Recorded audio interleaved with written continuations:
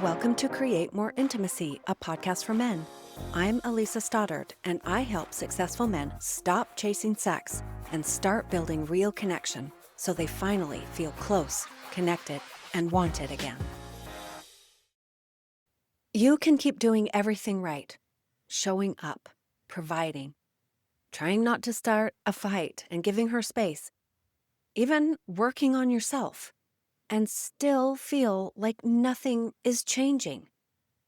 Still feel like she's distant. Still feel like she doesn't really want you. Still feel like you're the only one carrying the weight of the relationship. And over time, that starts to get to you. You think about it more. You replay conversations in your head. You notice what she's not doing. And without even realizing it, you start building a case. A case for why this isn't working. A case for why she's the problem. A case for why something is missing in this relationship. And listen, I'm not here to say that you're wrong. What you're noticing might be completely valid. But here's what I see happening over and over again with the men that I work with. They get so focused on what's not happening in the relationship that they do not see how the way they're thinking about it is quietly shaping how they show up in it. And that part matters more than you think it does.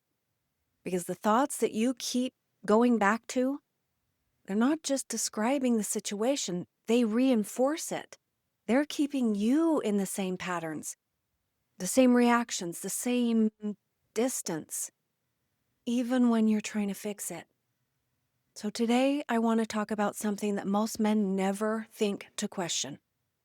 The thoughts that keep repeating in your head and why holding on to them might be the very thing that is keeping you stuck. I'm Elisa Stoddard, and this is episode 51, Why Nothing is Changing in Your Relationship, and It's Not What You Think. It doesn't start big, and it's not some dramatic moment where everything suddenly falls apart. It's small, subtle, constant. You walk in the door after work, and you can already feel it. There is no real warmth. There's no energy. There's no sense that she is genuinely happy to see you.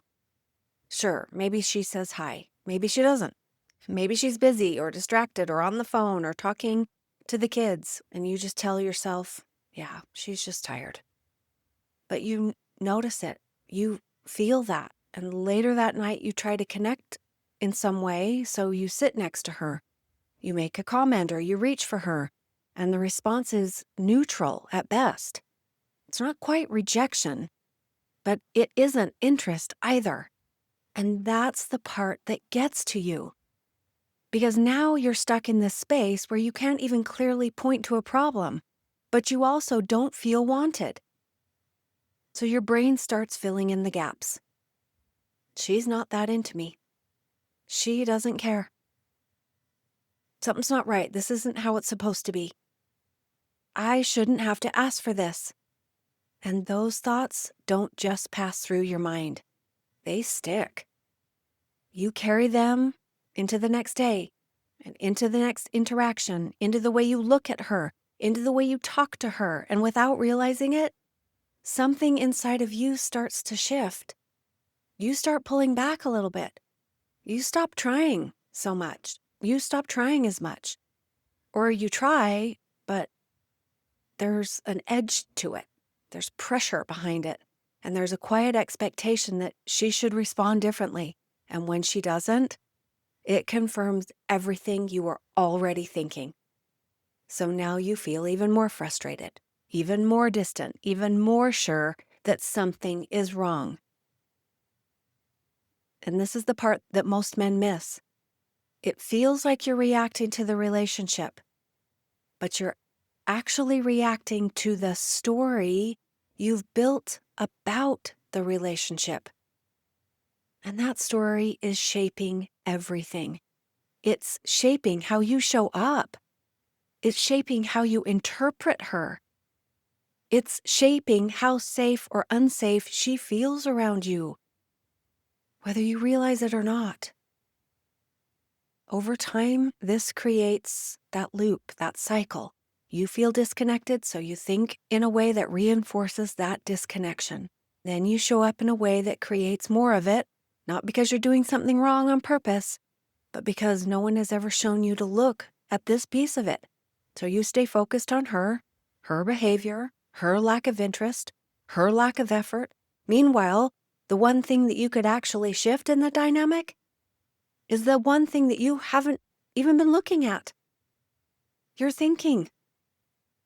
And again, this is where I want to be really clear. I am not saying that your relationship is fine.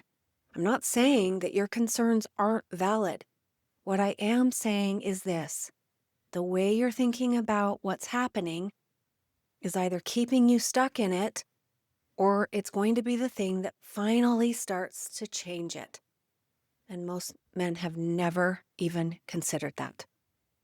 That's why they stay in the same cycle for years and years, feeling the same frustration, having the same conversations, getting the same disappointing results. Not because they don't care, and certainly not because they're not trying, but because they're solving the wrong part of the problem. Most of the distance you're feeling in your relationship isn't coming from something big that happened. It's coming from the way that you've learned to make sense of what is happening, often so quickly and automatically that it feels less like a thought and more like something that is absolutely reality. You do notice the lack of warmth, the absence of her interest, the way she responds or doesn't respond, and your brain immediately fills in with meaning. Not carefully and not neutrally, but in a way that reflects what this has been feeling like for so long. And once that meaning takes hold, it becomes the lens you see everything through. So instead of just experiencing a moment where she seems distracted or distant, it starts to feel like confirmation of something bigger, that she is not interested, that she does not care the way you do, that something about the relationship is off and never coming back. And from there, your expectations begin to shift in ways you probably don't even notice. You start believing that if the relationship were truly good, it wouldn't feel this hard to connect. That desire, if it were real, would be obvious and consistent and effortless. So the more effort it seems to take, the more it feels like something must be wrong. At the same time, there's often this quiet belief underneath all of it that you shouldn't have to ask for what you want. That if she really wanted you, if she really valued the relationship in the same way you do, she would show up without you needing to say anything. So when that doesn't happen, it doesn't just feel like a gap in communication. It feels personal.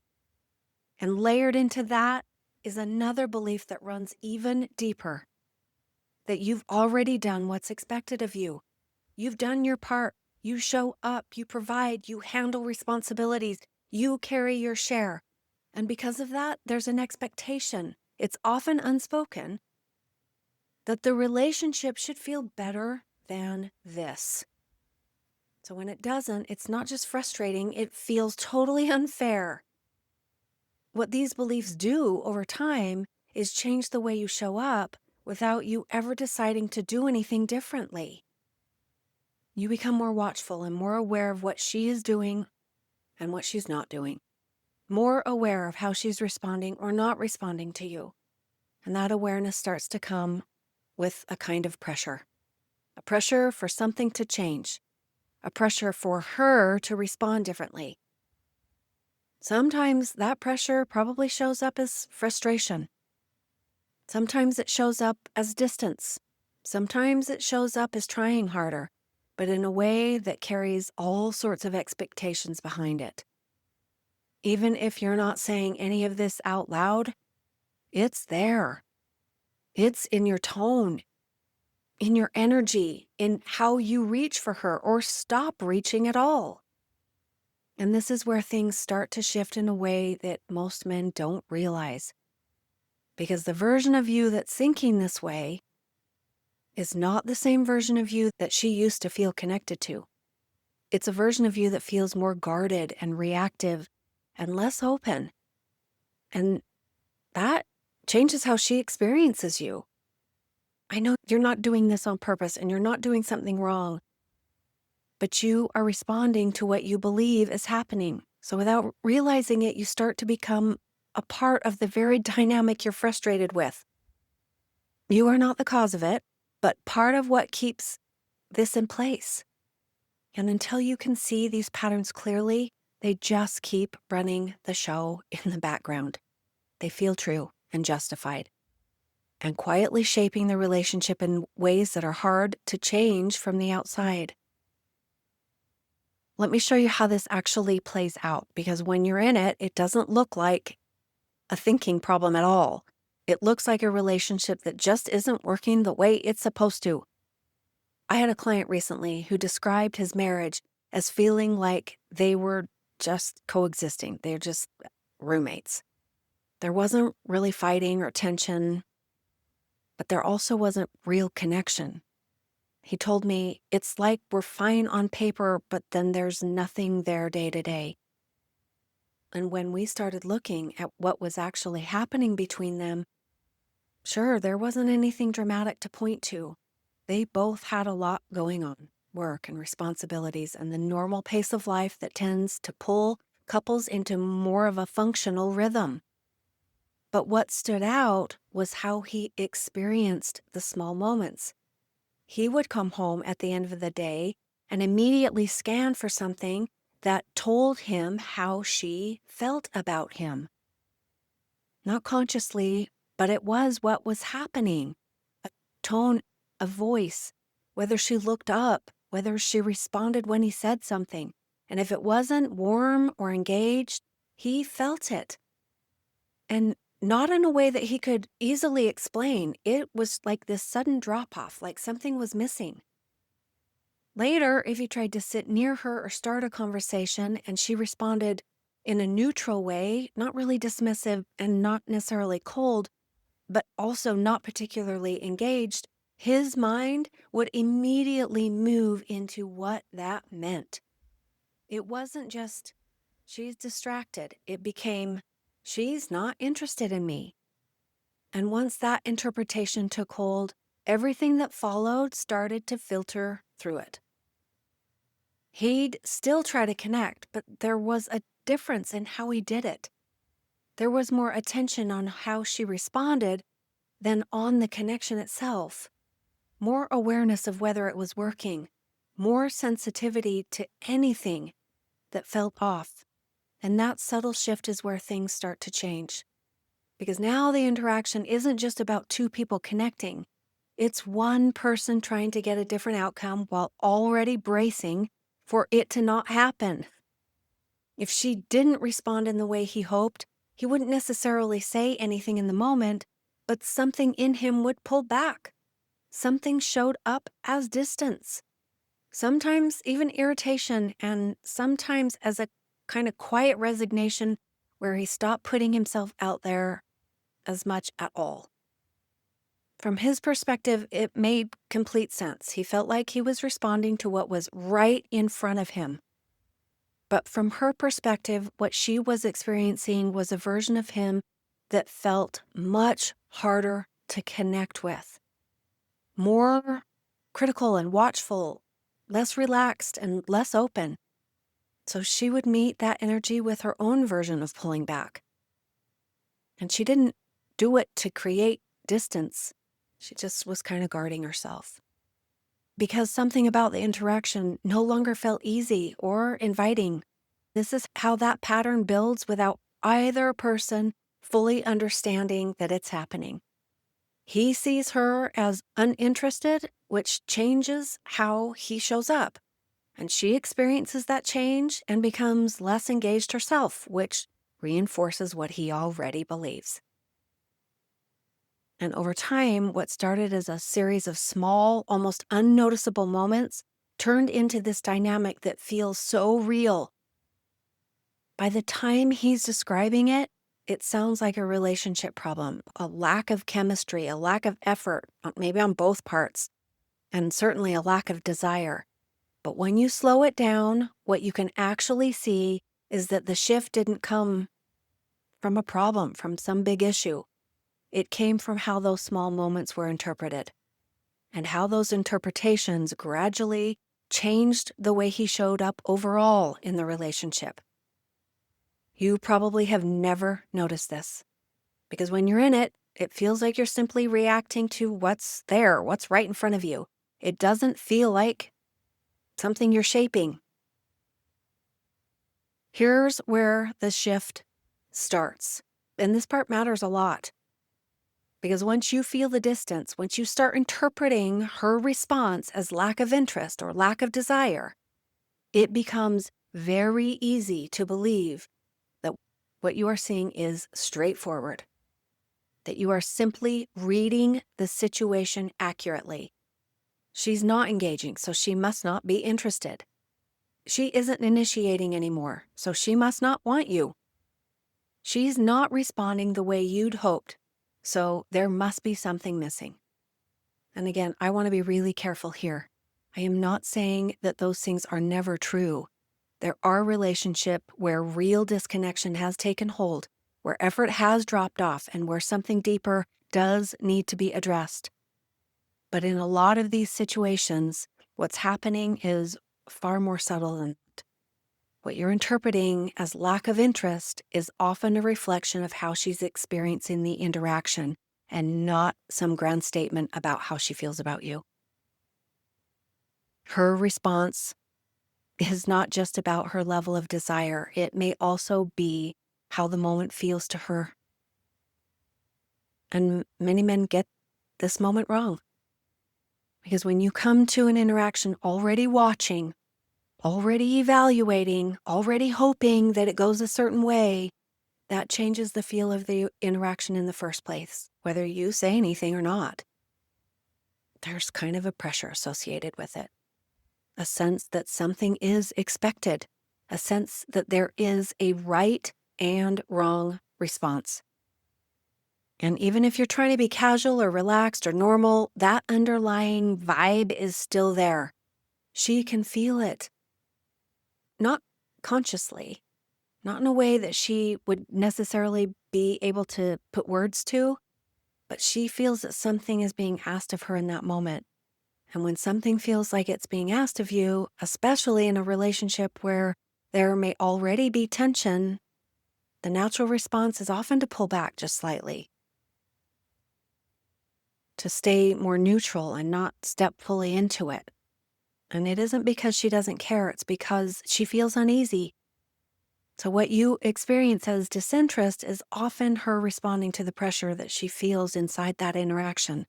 And the more you interpret it as rejection, the more you show up with that underlying expectation the next time, which makes it even harder for her to meet you in a way that feels warm and natural or open.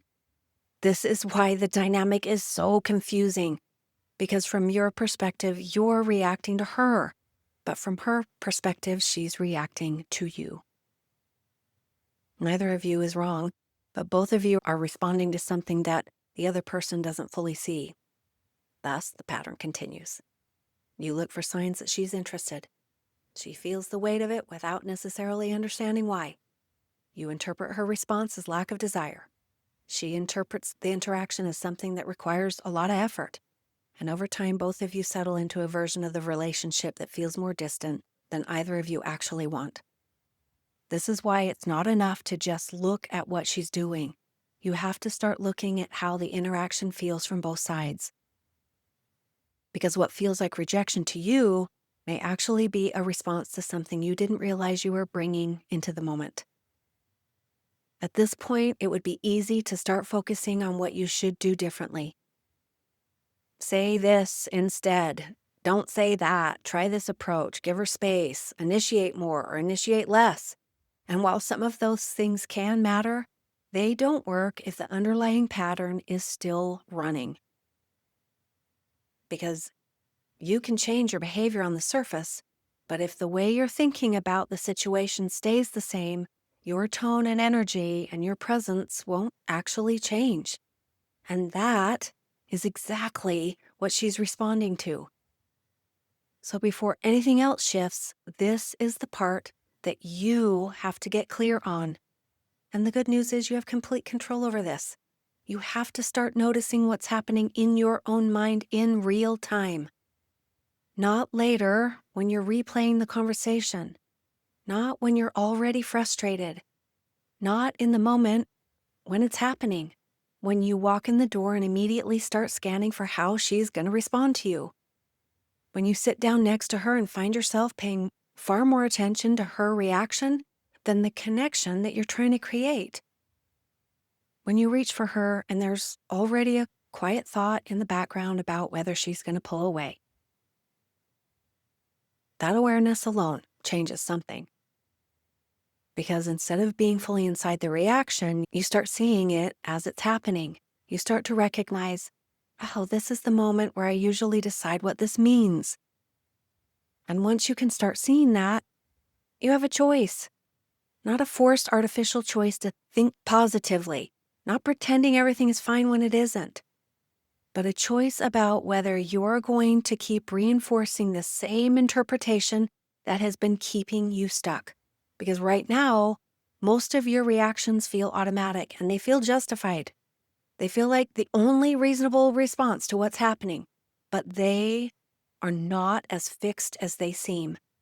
There's a small space between what happens and what you make it mean. And most of the time that space goes completely unnoticed. But that is where the shift is. It's not in controlling her, because let's be honest, you can't. Not in getting her to respond differently, again, because you can't. But in interrupting the pattern that's been shaping how you show up. Because the moment you stop feeding that pattern, even slightly, you start to show up differently.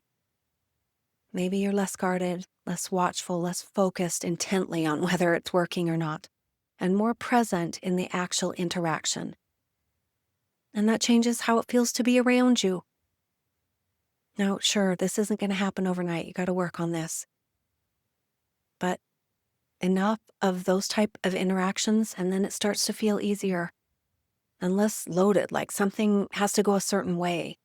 And when that pressure starts to lift, even a little, it creates space for something different to happen between you two. Most men skip this step. They try to fix the relationship without realizing how much of their experience is being shaped by what's happening internally to them. So they keep doing more, keep pushing, keep trying harder, keep looking for better ways to communicate or connect or help around the house or somehow to get a different response from her. But they stay frustrated because the underlying pattern never got looked at and it never changed. But when you start here, when you start with awareness and ownership of your very own thinking, everything else you do becomes more effective. Because now it's not coming from all that pressure. It's not coming from the frustration that has been building for months or years. It's coming from a place that actually invites connection instead of trying to force it. And that's what creates the opening for things to shift. At some point, this stops being about understanding. You can see the pattern. You can hear yourself in it. You can even catch it after the fact and recognize exactly what happened when things go awry. But none of that changes anything unless you start to show up differently in real time. Because this is happening in moments that do seem small. You walk in the door, you sit next to her, you say something and wait for a response, and your brain does what it's always done. It decides what this means. The difference now is that you can start to see that happening. And that's where this either changes or it doesn't, and things in your relationship stay exactly the same. Because if you keep interpreting these moments the same way, you will keep showing up the same way. And if you keep showing up the same way, the dynamic won't shift no matter how much you want it to. Now, it's not because you don't care or that the relationship can't improve. It's because nothing inside the pattern has actually changed. So the question isn't whether your relationship has potential. It's whether you are willing to start noticing the part of it that's been invisible to you up until now. The thoughts that feel automatic and the meaning that you assign without thinking about it. The way it quietly changes how you are showing up. Not later, not when you're already frustrated, but in the moment when it's happening. Because that's where you can pivot. And it doesn't require you to fix everything. It just requires you to see one moment differently, to catch yourself right in the middle of it and recognize, oh, this is where I usually go with situations like this. And instead of immediately following that thought, just pause. Not to force a different thought and not to pretend everything's fine, but to start to see the ways in which you're contributing to the strain in the relationship. That's what I've got for you this week. Take care. See you next time. Thanks for being here. If something in this episode hit home, don't forget to subscribe and leave a review. It helps more men find the support they need. And if you are ready to get help or take the next step, you'll find the link to book a free call in the show notes. I'll see you next time.